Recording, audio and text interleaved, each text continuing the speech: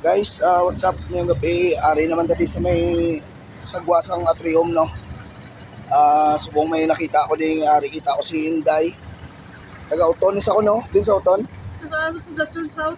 Sa South, Poblacion South ko, no? Kasi may nakakilala si, Subonggaan. Tapos sa sang Panyapon, kaya wala pa sa kuno Panyapon. Napakita ko din sa Gapa, Masura. Daw matulo man luwa ko kay lagyan man namon sa una.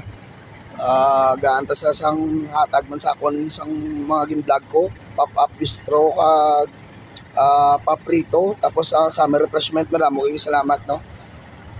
Do emosyonal ko subong pero kinanglan mangin baskog are pagkaon.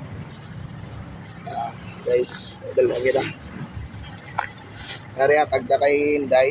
Hatag ko ni Simo Panyapon mo. Salamatan mo lang ang buksi-buksi, makita sila panunod yan. Bago na ano ko ano na yung buksi na.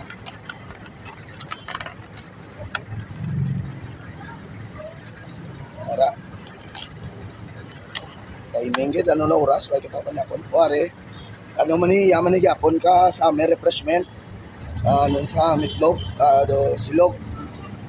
So pasalamatan mo lang dahil ang Ginoo.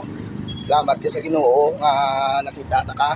Kag salamat naman sa summer refreshment. Ambala mo lang salamat. Salamat, sir. Sa summer refreshment. Summer refreshment. Atag na siyang Ginoo simo.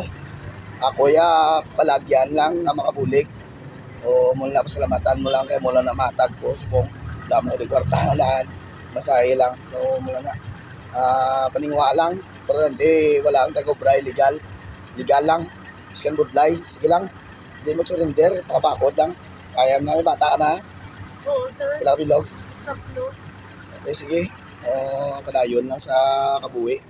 So mula na guys, no, naging emosyonal ko, subong kayo natin, hindi pagitan to, pero importante makapanyapon na si Inday. Parang ganito lang ba? Nakasabok. Kanya po, nanay mo kanya po. Pasensyahe lang nanay, kaya mula na masarangan ko subong. Kaya may mga tao man kung gusto pa tagad, na dati ng lanon, maparasi mo.